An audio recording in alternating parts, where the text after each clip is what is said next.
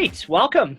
We have Lisa Spicka, Associate Director of Sustainable Food Trade Association on the call with us today. Lisa, can you tell us a little bit about Sustainable Food Trade Association? Yeah, the Sustainable Food Trade Association's mission is all about helping the organic food industry transition to truly sustainable business models. So I like to say that, organic's great. We think it's an absolute foundational piece in being a truly sustainable business, but there's a lot more to it than that. And so we look at sustainability from a systems base in a food company and try to help them improve sustainably within that system. That's awesome. So I imagine you work with quite a few companies. How many members are part of the SFTA? Around 75 or so. Yeah, 75 and 75 pretty amazing brands. So yeah, they're heavy hitters. Yeah, and why I really wanted to have you on the call today, and thank you so much for being here, is to ask you the question of what is a conscious brand? Well, you make me so tempted just to plug our members and to say, look at our membership list, right? Yeah, well, I think that's fine. Yeah. What is a conscious brand? That's a big question, right? I think you could ask a lot of small questions to kind of help illustrate that point as well. But, a conscious brand, I would say, is a business that lives its values. And I think, at least from my perspective, those have to be values that you can be really proud of, and values that expand just beyond your bottom line and that are really looking to benefit the community of your own workforce, the community of your supply chain, the community of your world, and having a product that you can believe in. So, a conscious brand being a company that has integrated values that reflect that, and then really move forward in a way, making decisions that can live that out from day to day. Awesome. Well, I think that's a great example and definition of, the memberships that are part of SFTA. And what would you see as some of the roadblocks in organizations becoming conscious brands, living closer to those values and that higher purpose? Mm-hmm.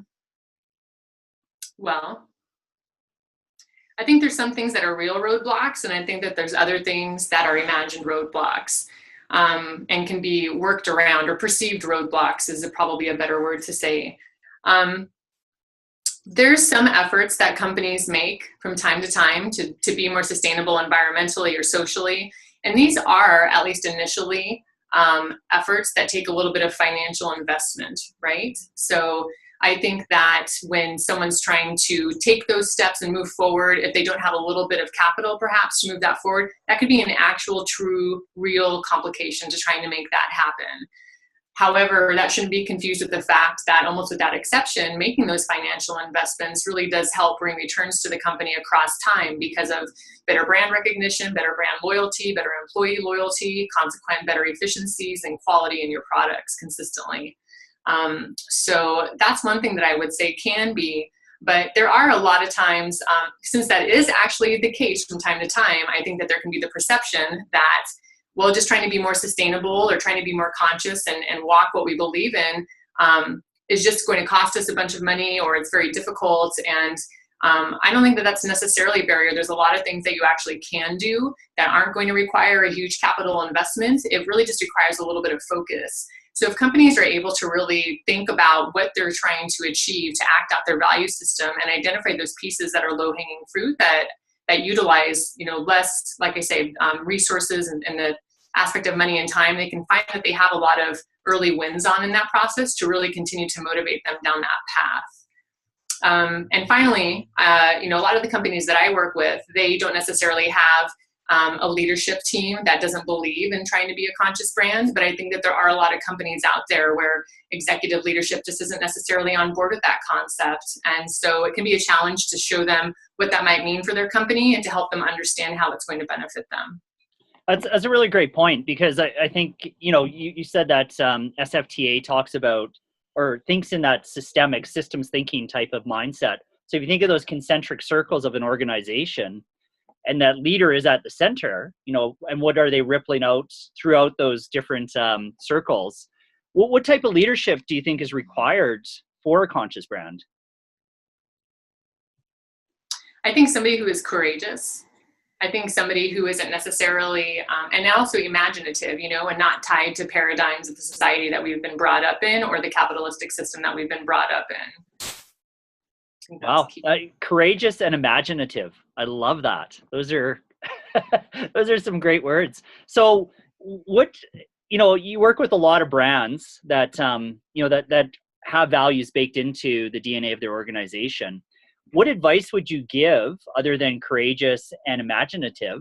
What advice would you give a new or emerging conscious brand or an existing company that wants to become a conscious brand? I would say that trying to build a business model and a product line and a company culture from the get-go that actually is striving to be a more conscious company and be more of a triple bottom line, looking at people, planet, profit, and building that into the DNA of the company from the get-go, is really critical. And I would also suggest to not get hung up too much on measuring your metrics immediately in the sense of trying to develop all sorts of systems to gauge absolutely all of your progress immediately, because sometimes that can hold people up and kind of hang them up a little bit. I think, if you're coming to market, really starting to go gangbusters as a company, I think take a moment to think about what is important to you. Who do you want to be as a company? What are some of the foundational systems that you have in place, whether it's your organizational structure, whether it's sourcing strategies, whether it's employee policies? Reflect on those and see if they're really representing who you think you are as a company and who you want to be. And if there's a disconnect, I would say try to bridge that, right? And then move forward so that then that culture and that DNA is scaled with your company. And don't forget that as you scale, it's always important to keep somebody at the helm that's kind of steering that ship. I like to say, people can say, well, we don't need a sustainability director. We believe in it. It's baked into our company. And I respect that. And I think that can be true to a very large degree. But I also say companies believe in operations, and you don't really see operations running themselves. Operations have an operations manager or director or VP, somebody that kind of helps steer that ship and just kind of keep the tone and just keep it top of mind and can represent that in future company strategies. So as you grow, keep that in mind, that you don't just put it on autopilot and then it does it for itself, because it doesn't. You need to keep that conscious awareness, through a focus of a person. Wow. That is amazing. I love the idea of a captain of purpose within an organization. Yeah, great. Thank you so much for all you do, because without the support of organizations like yours, I don't think there would be conscious brands. Well, without your help too. So thank you for what you do as well. Awesome. Thanks so much, Lisa. Thank you.